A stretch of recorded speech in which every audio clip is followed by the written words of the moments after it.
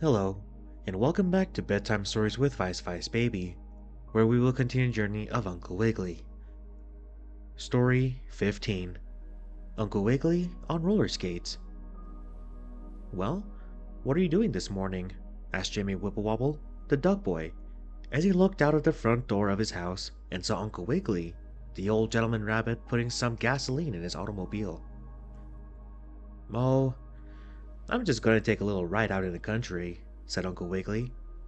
I'm going to see if I can find an adventure.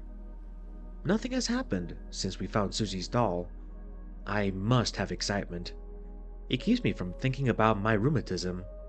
So, I'm going to look for an adventure, Jimmy. I wish I could come, said the little duck boy. I wish you could too, said his uncle. But you must go to school. Some Saturday I'll take you with me, and we may find an adventure for each of us. And for us girls too? Asked Lulu and Alice as they came out, all ready to go to school.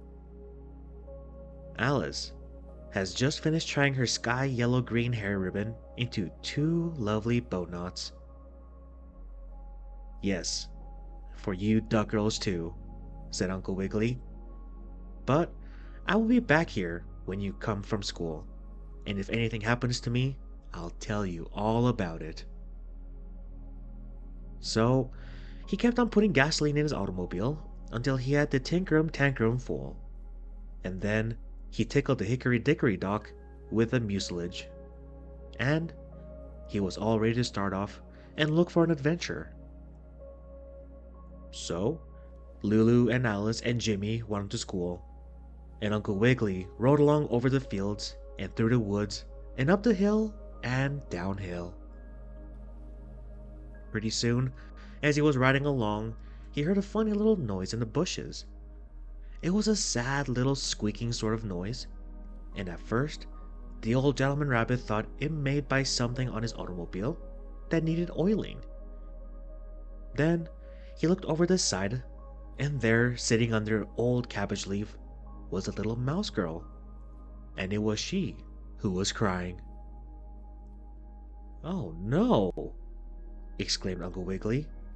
"Is that you, Squeaky Eeky?" For he thought it might be little Cousin Mouse who lived with Jolly and Jilly Longtail, as I've told you in the other stories.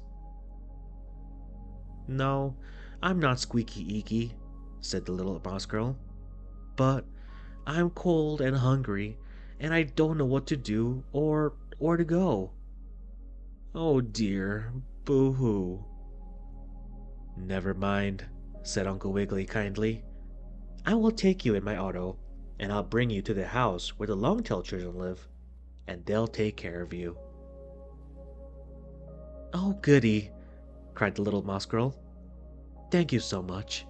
Now I'm happy." So, Uncle Wiggily took her in the nice warm automobile. Then, he twisted a noodleum noodleum until it sneezed, and away the auto went through the woods again. And all of a sudden, just as Uncle Wiggily came to a big black stump, out jumped a burglar bear with roller skates on his paws. "Hold on there," the bear cried to the old gentleman rabbit, and he poked a stick in the auto wheels so they couldn't go round any more. "Hold on, if you please, Mr. Rabbit. I want you." What for?" asked Uncle Wiggily. "I want you to come to supper," said the burglar bear. "Your supper or my supper?" asked Uncle Wiggily politely. "My supper, of course," said the burglar bear. "I'm going to have rabbit pot pie tonight, and you are going to be both the rabbit and the pie. Come now, get out of the auto. I want to ride in it before I bite you." Well, of course, Uncle Wiggily felt pretty badly, but there was no help for it.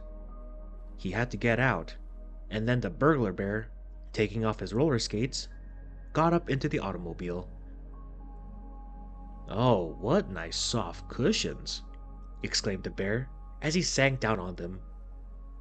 Then he took hold of the turnip steering wheel in his claws and twisted it. "I shall have lots of fun riding in this auto after I gobble you up." And the bear, looking at the rabbit with his blinking eyes, "I must learn to run it. I think I'll take a little ride before I have my supper. But don't you dare run away, for I can catch you." Then, to make sure Uncle Wiggily couldn't get away, the bear took the old rabbit gentleman's crutch away from him, and Uncle Wiggily's rheumatism was so severe, which means painful, that he couldn't walk a step without his crutch, so there was no use for him to try to run away. Well, the bear knew how to run the auto, it seems, and he started to take a little ride in it. Uncle Wiggily felt pretty sad because he was going to be gobbled up and lose his auto at the same time. All at once, when the bear in the auto was some distance off in the woods, Uncle Wiggily heard a little voice speaking to him. "Hey, Uncle Wiggily," the voice said, "I know how you can get best of that bear." "How?" asked Uncle Wiggily eagerly. "Here are his roller skates," said the voice, and it was the little mousy girl speaking. She had quietly jumped out of the auto.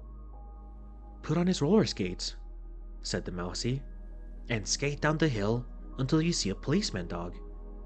Then tell the policeman dog to come and arrest the bear.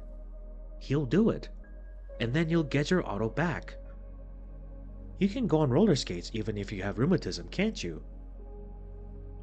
"I guess so," said the rabbit. "I'll try." So he put on the skates while the burglar bear was making the auto go around in circle in the woods. And that bear was having a good time. All at once, Uncle Wiggily skated away. First, he went slowly, and then he went faster and faster until he was just whizzing along. And then, at the foot of the hill, he found the policeman dog. "Oh, please come and arrest the burglar bear for me," begged Uncle Wiggily.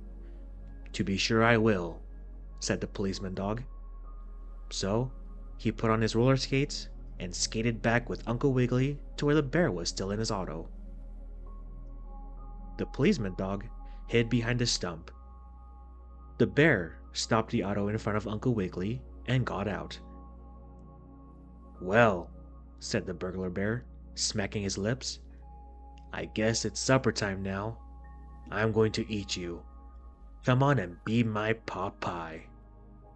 And he made a grab for the old gentleman rabbit. "Oh, you will you?" suddenly cried the policeman dog, drawing his club and jumping from behind the stump. "Well, I guess you won't eat my good friend Uncle Wiggily." "I guess not." And with that, the policeman dog tickled the bear on his nose so that he sneezed, and ran off through the woods, taking his stubby little tail with him, but leaving behind his roller skates. "Oh, I'm very much obliged to you, policeman dog," said the old gentleman rabbit, as he took off the bear's skates. "You saved my life. I'll take these skates home to Jimmy. They will fit him when he grows bigger." "That is a good idea," said the dog, "and if I ever catch that bear again, I will put him in the beehive jail and make him crack hickory nuts with his teeth." Then Uncle Wiggily went home and took the little mouse girl with him, and he told the duck children about his adventure with the bear, just as I have told you. So now it's bedtime, if you please, and I can't tell you any more. But if the man who cleans our yard doesn't take my overcoat for an ash can and put the dried leaves in it, I'll tell you next about Uncle Wiggily and the clothes wringer. Thank you for tuning in to another episode of Bedtime Stories with Vice Vice Baby. I hope you all have a good night and sweet dreams.